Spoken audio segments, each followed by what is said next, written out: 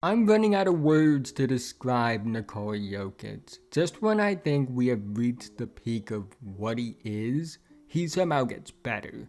We're past potential superstar talks, potential MVP talks. I think we might even be past the best player in the world talks. This is one of the three best players I've ever seen in real time. He does it all and checks off every box. He passes the eye test and numbers test with flying colors. He's one of those players that's so great he looks bored doing it. And he's so great that we somewhat have normalized what he's been doing. But trust me, this isn't normal at all. In this video, I want to talk about the start to the season that Nikola Jokic is having and how he stacks up historically as a player. But before we go any further, if you're new and like basketball, I'd really appreciate it if you would like, subscribe, and hit the notification bell. I'm notified whenever I release a video. If you enjoy basketball, I really think you're going to enjoy my content, and doing all those things are the best way to let YouTube and more importantly myself know that you enjoy the content so I can make more of it in the future. Anyways, let's talk about Nikola Jokic.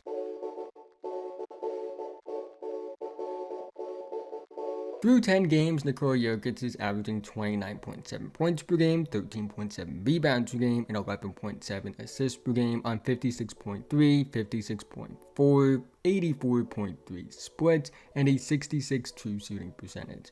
Career highs in points per game and assists per game. Also, at the time of me recording this video, he's leading the league in rebounds per game and assists per game, as well as being fourth in scoring. What makes this even more insane is that he only has a 28.5 usage rate. In fact, historically, his usage rate is pretty absurd for someone with his production. And I think the question is, will this hold? It's hard to give a definitive answer because nearly 30 points, 14 rebounds, and 12 assists is unheard of historically. However, I think Jokic is that level of player where you can at least look at it and believe it is possible.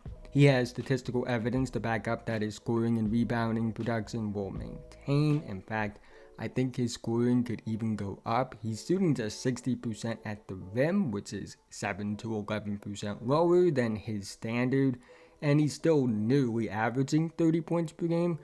I don't know if the 56% from 3 is going to hold. He's an average 3-point shooter historically.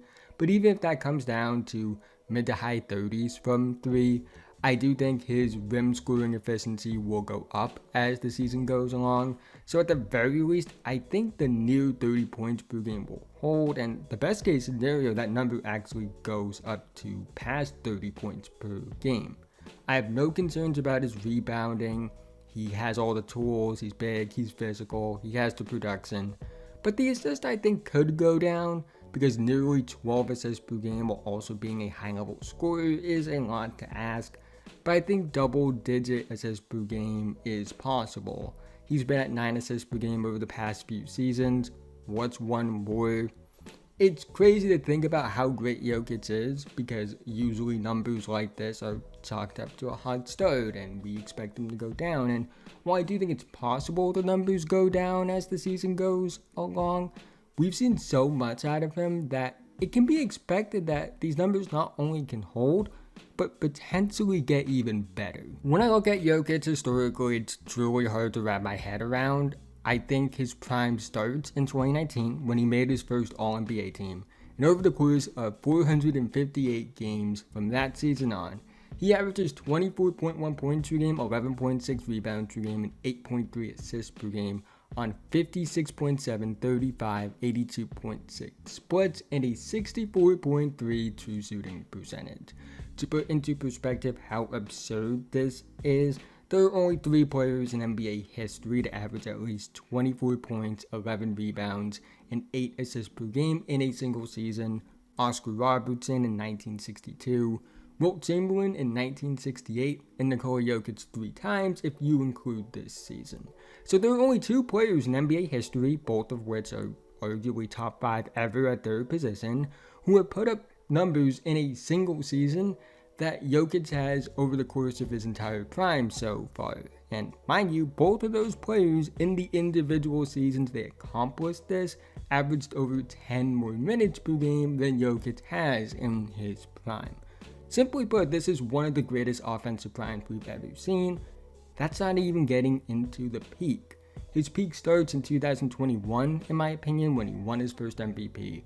Over the course of 305 games and counting since then, he's averaging 26.2 points per game, 12.3 rebounds per game, and 8.8 assists per game on 58.7, 37.2, 82.9 splits, and a 66.3 true shooting percentage, which in a single season, the only other player to accomplish this is Oscar Robertson in that previous mentioned season. Over the course of this time, he's led the league in PER, offensive win shares per 48, offensive box score plus minus, and value over replacement player every season of the peak. Whether you want to admit it or not, since he's entered his peak, Jokic has statistically been the best player in the world, and as of right now, he has the highest career PER of all time. You can make a legitimate argument that Jokic is having the greatest offensive peak ever. I'm not here to say he definitely is, but he's at least in that conversation. And I also think that the argument is there that he is the greatest individual offensive player in the history of the sport. So we talked about all the numbers that make Jokic great. And the numbers do tell a pretty good story, I would say. But they don't tell the full story. The tape does matter as well. And on tape, I could argue that he's actually even more absurd than just looking at numbers, which really says something because the numbers are absurd in their own right. He isn't the most athletic player, he isn't somebody that has the most fancy moves and has a quote-unquote deep bag as an on-ball scorer, but that doesn't change the fact that he's one of the most dominant offensive players we have ever seen. What separates good from great offensive players, in my opinion, is understanding specifically on how to create advantages and also leverage their own ability as a player. And there are few in the history of the sport that have done it like Jokic has. He uses his strength and balance to take advantage of weaker defenders, which is most of the NBA, mind you, in terms of being a low post guy. He's somebody that can score on all three levels. He has vision, feel, and creativity as a passer. But it goes beyond having all the tools, obviously. He knows how to use all of those things to manipulate defenses at will. The more defenses have to worry about, the more dangerous a player is, and you have to worry about everything with Jokic. He has the skill to absolutely destroy defenders 1v1 on the block as a post scorer. You try and take that away with help defense, which is usually the best method to neutralize a post scorer, he'll find the open cutter or shooter. He can be a primary playmaker on both the low block and up high on the perimeter. You're not going to leave him 1v1 on the block, and if he's on the perimeter, you're in trouble as well. If you focus on cutting off the pass, he can score on all three levels. If you focus on cutting off his scoring, he'll make that pass to an open teammate. Simply put, whenever Jokic is on the floor and has the basketball in his hands, he's creating an advantage. No matter what, someone's going to get in luck, whether it's himself or one of his teammates. There's no true way to stop him offensively, and even his quote-unquote weakest offensive skills, he's at least solid to good at. There aren't many players who can match up with him 1v1, and even then, you can't bring help defense without him creating an advantage because of it. The only other player I think has created advantages on every play he's touched the basketball in this way was LeBron in his prime. And in really thinking about it, when it's just you and prime LeBron, that really says something. Nikola Jokic is still the best player in the world. And I think that there's always going to be a case of bias against him because he isn't the most flashy player. I struggle to say he isn't exciting. He's a very fun and exciting player to watch, but it isn't the most aesthetically standard looking player when you talk about him because He isn't some freak athlete. He's not dunking on everyone. He's very slow and methodical with what he does. But it doesn't change the fact that he is the best player. And while there are other great players in the league, it's still him. And it's still very clear that it's him. It honestly reminds me a bit of what LeBron was in his prime. There will be guys that win MVPs over him. Other guys will have great seasons. But you don't question who the best player is. I don't know if the gap is quite as big between himself in second place as it was for LeBron in most of those years in second place when it comes to that gap.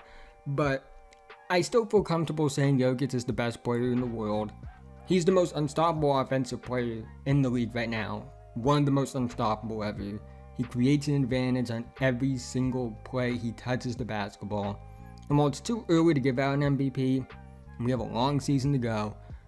If he keeps this up and the Nuggets are at least top 3 in the West, it's going to be hard to not give it to him because he's been that good. Other guys are having great starts to the season, but he's on another level.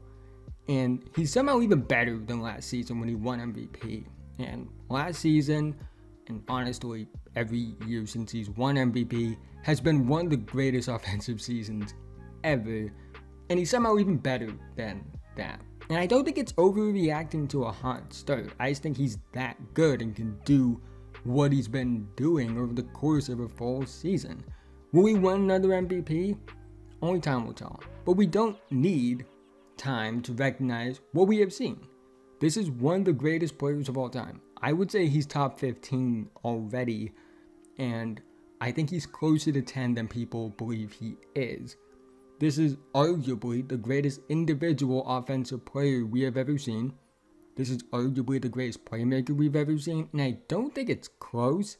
He is the greatest offensive center in NBA history, and if he can win another ring or two, we're going to be having a very real conversation that involves himself and 5 other players in the history of this sport. But that's the end of this video for me to this point. Thank you so much. Again, haven't already, like, subscribe, hit notification bell, I'm notified whenever I release a video. I make videos for basketball, and if you enjoy basketball, I really think you're going to enjoy my content, and doing all those things are the best way to let YouTube. But more importantly, let me know that you enjoy my content so I can make more of it in the future.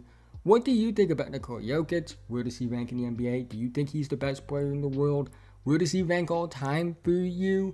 What do you think he might need to do in order to maybe reach top 5 status all time? I'd love to hear all of that in the comment section below. But with that being said, have a nice day, and I'll see you guys in the next one.